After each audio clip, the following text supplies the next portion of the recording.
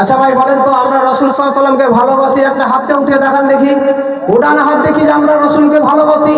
বলুন আমরা রাসূল সাল্লাল্লাহু আলাইহি সাল্লামকে ভালোবাসি। ইনশাআল্লাহ যতদিন বেঁচে থাকবো রাসূলকে আমরা ভালোবাসবো। আমরা রাসূলকে কি শুধু জান দিয়ে ভালোবাসি, জীবন দিয়ে ভালোবাসি? জিরা সাহাবীরা রাসূল সাল্লাল্লাহু আলাইহি সাল্লামকে নিজের জীবন দিয়ে, অর্থ দিয়ে, সমস্ত কিছু দিয়ে রাসূল সাল্লাল্লাহু আলাইহি সাল্লামকে ভালোবেসেছেন। আমরা পারবো না ভালোবাসতে? আল্লাহ আমাদের কিসের কমি করেছেন? আজকে এই জালসা হচ্ছে মসজিদের উন্নতি করবে, আমরা জানি না। হানবির পরিচিত নাকি? আপনারা তো আশা করি এলাকারই লোক, কারণ জালসা আজকাল যত হচ্ছে অন্য জায়গা থেকে মানুষ খুব কমই আসে। ওই কুটুম কুটুম দু একটা থাকলে আসবে, না হলে সাধারণ লোক কমই আসে। কেন আজকে বোধহয় এখানে আপনাদের ইসলামপুর সোনাতলা জালসা, তার মানে ওদিককার লোক এদিকে আসবে না, আপনাদের এদিককার লোক ওদিকে যেতে পারবে না। কেন জালসা এখন প্রচুর হচ্ছে। তার মানে আপনারা প্রত্যেকে অবগত, এই জালসা হচ্ছে মসজিদের উন্নতি করবে। আর আপনাদের এই মসজিদ আমি দেখলাম, আমাকে আপনারা প্রায় লোক চিনেন, যে বক্তাটা কোথাকার আমাকে চিনাতে হবে না, আপনারা সবাই চিনেন। তো আপনাদের যে মসজিদ যে দেখলাম যে অবস্থা হয়ে আছে, যাই হোক আপনারা অনেকটা আল্লাহর রহমতে এগিয়ে দিয়েছেন। আমি এর আগে একবার এসে খুতবা দিয়েছিলাম, তখন এই যে পুরোটা প্রাচীরটা ঘেরা ছিল না, আলহামদুলিল্লাহ হয়ে গেছে। এখনো অনেক কাজ বাকি। আমি দেখতে চাই যে আমরা রাসূল সাল্লাল্লাহু আলাইহি সাল্লামকে যে ভালোবাসি, সেই ভালোবাসাটা কি মুখের মধ্যেই থাকবে? হেফাজউদ্দিন শেখ মারা গেছে, আচ্ছা তার স্ত্রী নগদ 500 টাকা আর বাকি 500 টাকা।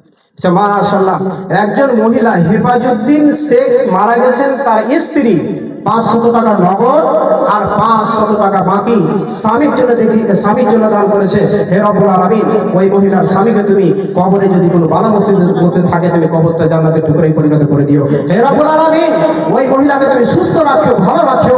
হে রব্বুল আলামিন, এই স্বামীর প্রতি যে ভালোবাসা স্বামীর জন্য দান করেছে বাবু, এটা কাল কিয়ামতের মাঠে স্বামী এবং স্ত্রী উভয় যেন এক জায়গাতে যেভাবে পৃথিবীতে ছিল সেইভাবে থাকার ব্যবস্থা তুমি করে দিও। আমিন। আল্লাহুম্মা সাল্লি আল্লাহুম্মা বারিক আলাইহি। আসুন ভাই, কে আছেন এমন ভাই দেখি তো। আমি 5 জন ভাইয়ের কাছে দিয়েছিল 1000 করে টাকা। 5টা ভাই আমার 1000 করে, বেশি নয়। এই টাকা আপনার 2 দিনের ইনকাম। এখন লেবারের বেতন 450-500 টাকা। আপনি হয়তো ভাবছেন যে এই টাকা আমি দিয়ে দেবো, কমে যাবে। জি না, আল্লাহ রাসূল সাল্লাল্লাহু আলাইহি সাল্লামের একটা হাদিস আছে, হযরত আলী, আমরা শুনেছি যে ফাতেমার জন্য কিছু কিনতে গিয়েছিলেন তিনি। ফাতেমা অসুস্থ, কিন্তু আলী রাদিয়াল্লাহু তাআলা আনহু আসলেন, কিছু নিয়ে আসছেন, তো রাস্তাতেই সাইলের সাথে দেখা, তিনি দিয়ে দিলেন। আসুন ভাই দেখি, আমি দেখতে চাই মাত্র 1000 করে 5 জন ব্যক্তিকে আছেন। আর মহিলাদেরকে তো দেখতে পাওয়া যায় না, একজন বোন বা মা যাই হোক 1000 টাকা দিয়েছেন। আমি চাইছি মাদের কাছে ভলান্টিয়ার যারা আছেন সেখানে কিছু চাদর পাঠিয়ে দেন, সেখানে উঠাবে। এমন কোন মা বোন আমার আছেন যে ওই মহিলার মতো 1000 টাকা দিয়ে কেউ তার জোড়া হবেন? আসুন ভাই দেখি, এখান থেকে উঠুন। মাত্র 5 জনের কাছ থেকে 1000 করে চেয়েছি, বেশি নয়, মাত্র 1000। কারণ আমার পরে বক্তা আছে ইনশাআল্লাহ, তিনিও উঠাবেন, আমার সময় অল্প। আমি 5 জন চেয়েছি, মাত্র একজন। 500 টাকা নগদ, 500 টাকা বাকি। আচ্ছা, নাম কি? এই নাম কি দাদা? হ্যাঁ ওটা হয়ে গেছে। আচ্ছা এই যে দাদা আমার নামটা লিখে দেন। আচ্ছা আচ্ছা, উনি 500 টাকা নগদ, 500 টাকা আমার ঘেরা বলা তোমার এক বান্দা 5000 টাকা দান করেছে, তাদেরকে সদরে গ্রহণ করে নাও। মাবুদ রে, জিয়া সাথে যিনি হিতে করিয়াছে তার আশাকে পূরণ করো তুমি যে তাহার। ওগো আল্লাহ দয়াময় রহিম গফার, গুনাহ কথা পাপ করো তুমি যে তাহার। আমিন আমিন সুম্মা আমিন। নিয়াসে বাজার আমার 5 জন চেয়েছি, এখান থেকে 1 জন হয়েছে, আর 4 জন। আসুন উঠুন না, এত ভয় কেন করছেন? এই সম্পদ আপনি যে আল্লাহর রসুলকে যে ভালোবাসেন, ভালোবাসাটা কি শুধু আপনার মুখেই থাকবে? আল্লাহ তো আপনাকে অর্থ দিয়েছেন, অর্থ দিয়ে আপনি আল্লাহর শুকরিয়া আদায় করবেন না? আল্লাহর শুকরিয়া আদায় করবেন না? আল্লাহ রসুল সাল্লাল্লাহু আলাইহি ওয়াসাল্লাম বলেছেন, মাশাআল্লাহ, নাম কি বাবজি? হযরত আলী। আচ্ছা, হযরত আলী নামে আমার বাপজি 1000 টাকা দান করেছে। রব্বুল আলামিন তার দানকে সদরে 3 জন হলো না, 2 জন? আচ্ছা, কমলাবাড়ি থেকে। হ্যাঁ, হযরত আলী বাবজি আমার 1000 টাকা দান করেছে। রব্বুল আলামিন তার দানকে সদয় গ্রহণ করে নাও।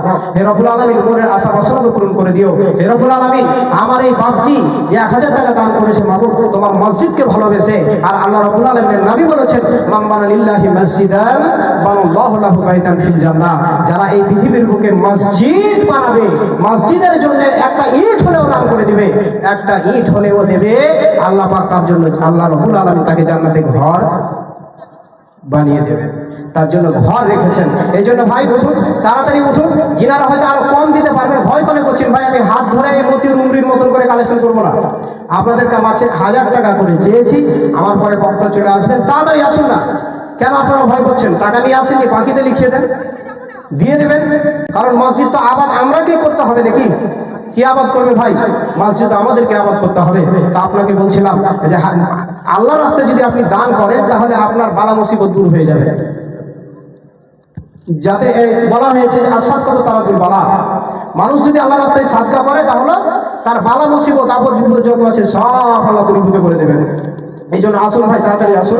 আপনি যদি আল্লাহর রাস্তায় 1 টাকা দান করেন, আল্লাহ আপনাকে 10 টাকা দিবেন, 10 দিবেন। বিআশরি আমসালিহা, 10 গুণ আপনাকে দিবেন যদি আপনি 1 টাকা দান করেন। ওই যে হযরত আলীর ঘটনা শোনাচ্ছিলাম বন্ধুরা আমার, হযরত আলী চলে আসলেন, আসার পরে ফাতেমার কাছে আসলেন, কিছু নেই। কারণ ওই যে রাস্তাতে একটা বেদানা কিনেছিলেন আমার স্ত্রীকে খাওয়াবো বলে, কিন্তু আলী আসলেন খালি হাতে, মধ্যখানে রাস্তায় যে সাইলের সাথে দেখা দিয়ে দিয়েছেন। আর আলী আসলেন, আসার পরে বিবি বলছেন স্বামী যান আপনি গিয়েছেন, আর যাওয়ার পরে আমি পুরোপুরি সুস্থ, আমার শরীরে আর কোনো জ্বর নেই। কিছুক্ষণ পরে হযরত সালমান ফারসি একটা টুকরিতে করে, একটা ডালিতে করে আপনার কিছু বেদানা নিয়ে এসে যেন হযরত আলীকে দিচ্ছেন। হযরত আলী রাদিয়াল্লাহু তাআলা আনহু বেদানাগুলিকে নেওয়ার পরে একটা একটা একটা করে বলছেন, দেখছেন যে 9টা। হযরত আলী বলছেন এটা আমার নয়। হযরত সালমান ফারসি বলছেন এটা আপনার, আল্লাহর রাসূল দিয়ে পাঠিয়েছেন। কিন্তু হযরত আলী বলছেন এটা আমার নয়। কেন এটা আমার নয়? কারণ এটাই, কারণটা হচ্ছে এটাই, আল্লাহকে যদি একটি দিই তাহলে 10টা দেবেন, কিন্তু এখানে তো একটা কম আছে। বন্ধুরা আমার, হযরত সালমান ফারসি রাদিয়াল্লাহু তাআলা আনহু আল্লাহর রাসূল 10টাই দিয়ে পাঠিয়েছিলেন, তিনি একটা টেনে রেখেছিলেন। রহস্যটা জানতে হবে কি ব্যাপার। হযরত সালমান ফারসি রহস্য জেনে গেলেন, এবার তিনি দিয়ে দিলেন। তা আপনাকে বলতে চাইছি আজকে 1000 টাকা দেবেন, ভাবছেন যে আমি 1000 টাকা আমার কমে যাবে, আল্লাহ তার জন্য আপনাকে কোনোভাবে 10,000 টাকা দেবে। আমার নবী প্রাণের নবী গো, আপনি হইলেন জান্নাতের সরদার। যে দেখেছে আপনাকে ধন্য সে জীবন পূর্ণ, সে দিও দেখা জীবনে একবার। আমার নবী প্রাণের নবী গো, আপনি হইলেন জান্নাতের সরদার। দূর আরবের মরুর বুকে আসলেন আপনি আলো হয়ে, দূর হলো সব জগতের আধার। দূর আরবের মরুর বুকে আসলেন আপনি আলো হয়ে, দূর হলো সব জগতের আধার। আমার নবী প্রাণের নবী গো, আসলেন আপনি জগতের মাঝার। কিয়ামতের ওই কঠিন দিনে ইয়া নাফসি বলিবে, আপনি ছাড়া কে করিবে পার। আমার নবী প্রাণের নবী গো, আপনি হইলেন জান্নাতের সরদার। কিয়ামতের ওই কঠিন দিনে ইয়া নাফসি বলিবে, আপনি ছাড়া কে করিবে পার। আমার নবী প্রাণের নবী গো, আপনি হইলেন জান্নাতের সরদার। সাদকা দান খায়রাত করে যান, সেটা আপনি পৃথিবীতে যা লাভ পাবেন মরার পরে আপনার সেটা লাভ পাবেন। আল্লাহ রাসূল বলেছেন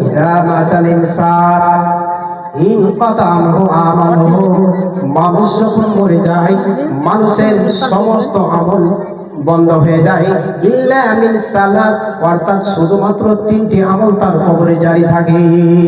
মাত্র 3টি আমল, এর ভিতরে আপনি বেঁচে থাকা থাকাকালীন আপনি যে দানগুলি করে যাবেন মসজিদে, বেঁচে থাকাকালীন আপনি মসজিদকে ভালোবেসে 1 বস্তা সিমেন্ট দিয়েছেন, মসজিদে 1000 টাকা লিখে দিয়েছেন, 1000 টাকা দান দিয়েছেন, আপনি মাদ্রাসাকে দিয়েছেন, এই সাদকায়ে জারিয়া হিসাবে এই দান আপনি কবরে পেতে থাকবেন।